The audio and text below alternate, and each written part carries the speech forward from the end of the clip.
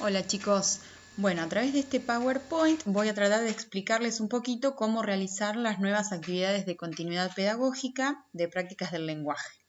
¿Sí? Ya estamos en la tercera parte. Estas son las terceras actividades que les envío.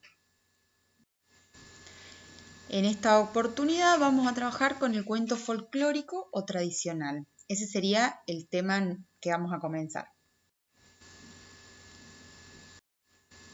Bueno, en la clase 1, yo acá les copié las consignas que ustedes tienen en el Classroom. La primera consigna dice: a partir de la lectura de la página 12 de las fotocopias de la materia, realiza las siguientes actividades. ¿Sí? Las fotocopias de la materia son las mismas que estábamos utilizando hasta ahora.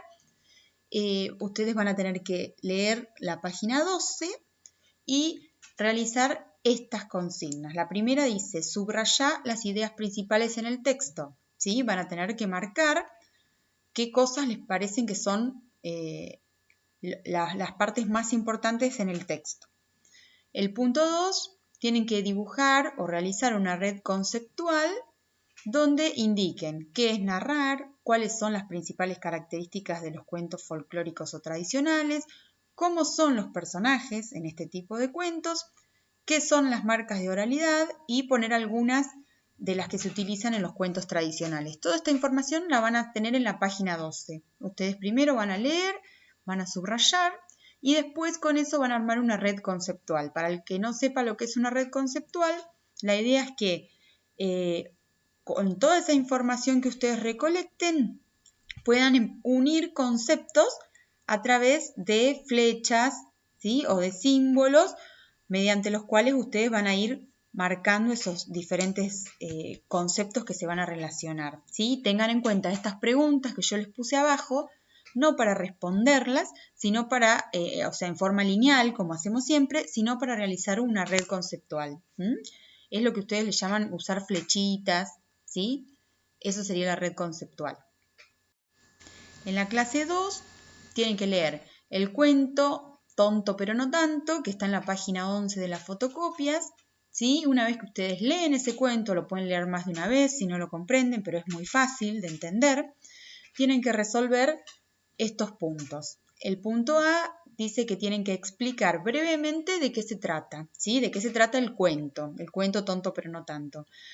Cortito, con sus palabras y de una manera clara, me tienen que explicar qué cuenta ese cuento, ¿sí? De qué se trata. El segundo punto, tienen que poner cuáles son los personajes principales, ¿sí? Buscar, a ver, quiénes son los personajes más importantes en esa historia y describirlos, no se olviden de describirlos, cómo es cada personaje, qué características tiene.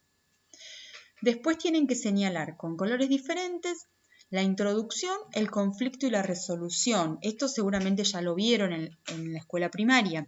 Todos los cuentos tienen una introducción, un conflicto y una resolución. ¿Sí? Ustedes van a tener que señalar con distinto color cada una de esas tres partes dentro del cuento. Y después tienen que indicar qué datos obtenemos de cada parte. ¿Qué quiere decir esto? ¿Qué datos tenemos en la introducción? Por ejemplo, yo ahí les puse un ejemplo. Generalmente en la introducción se describe al personaje principal y al lugar donde sucede la historia. Después tienen que poner qué datos tenemos en el conflicto, qué cosas se nos cuenta en ese conflicto. Y lo mismo con la resolución, qué datos se nos da en la resolución, que sería la última. En la clase 3, una vez que ustedes ya tengan claras las características de los cuentos folclóricos o tradicionales, tienen que elegir un cuento que conozcan y que les guste, de los que les leían en su infancia o los que ustedes aprendieron a leer en su infancia. Por ejemplo, ahí yo les puse algunos: Caperucita Roja, La Cenicienta, El Gato con Botas, ¿sí? Algunos de esos cuentos tradicionales, y después tienen que recrear ese cuento en tiempos de cuarentena.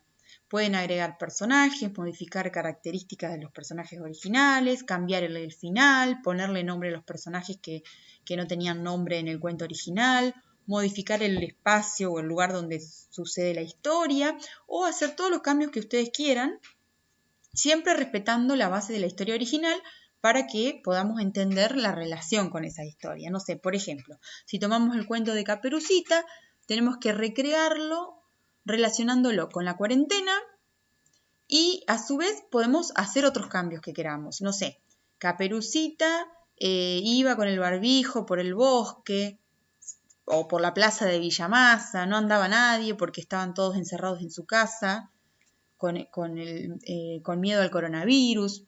O sea, ustedes tienen que dejar volar su imaginación y pensar una historia original con cualquier cuento. Yo ahí les puse algunos ejemplos, pero ustedes elijan el que más les guste. ¿Sí? Está el de los 3 chanchitos, bueno, hay un montón que pueden elegir. Y bueno, y la idea es que después de que elijan esa historia y empiecen a pensarla y escribir todo lo que se les ocurra, tienen que tener en cuenta, bueno, las características de los cuentos tradicionales, esto de que los personajes tienen que tener valores opuestos, tiene que haber uno bueno y uno malo, o uno astuto y uno tonto, uno fuerte y uno débil. Las marcas de oralidad, le pueden agregar, por ejemplo, no sé, refranes, repeticiones, ¿sí? Que hagan los personajes. Tienen que tener en cuenta la estructura, esto que dijimos recién, que el cuento tiene que tener una introducción, un nudo y un desenlace o una resolución. Y una vez que tengan todo eso, tienen que ponerle un título novedoso y creativo al cuento que inventaron, que no sea igual al título original. Si yo hago una recreación de Caperucita Roja, no le voy a poner de título Caperucita Roja como el original, le voy a poner otro título relacionado a la historia nueva que yo creé. ¿Sí? Bueno, y por último les puse para que no se olviden de revisar la ortografía, la puntuación, la coherencia en el texto que crearon, ¿sí? Antes de enviármelo, traten de leerlo o de leérselo a alguien para que los pueda ayudar y les pueda decir a ver si se entiende lo que ustedes quieren transmitir y bueno, y puedan corregir la ortografía, los signos de puntuación y todos esos pequeños detalles o retoques que tenemos que darle siempre al final a un texto escrito, ¿sí? Bueno, espero que puedan inspirarse, pensar y que puedan crear muchas historias divertidas, nuevas y originales. Así después, por ahí podemos compartirlas con el resto de los compañeros.